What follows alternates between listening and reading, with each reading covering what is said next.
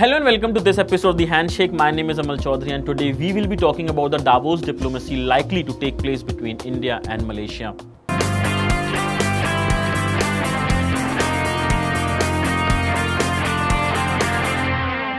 On the sidelines of the World Economic Forum in Davos, trade ministers from India and Malaysia are likely to meet amid a palm oil spat between the two countries. The row between the countries nevertheless pushed benchmark Malaysian palm futures to its worst weekly decline in more than 11 years on Friday.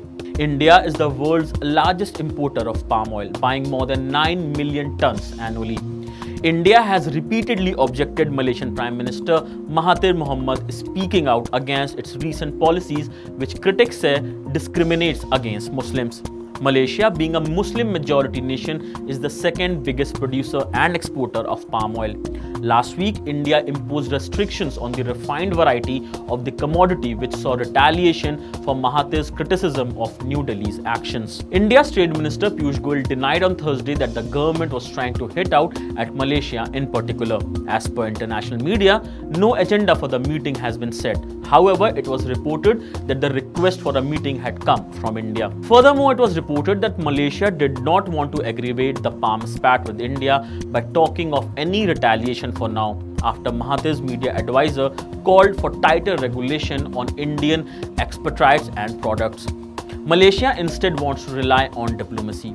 No agenda has been set for the proposed meeting between Goyal and his Malaysian counterpart Daryl Leaking on Friday, the spokesperson for Malaysia's Ministry of International Trade and Industry said, adding that the request for a meeting had come from India. A news agency reported on Thursday that Malaysia did not want to escalate the palm spat with India by talking of any retaliation for now, after Mahathir's media advisor called for tighter regulation on India exports and products.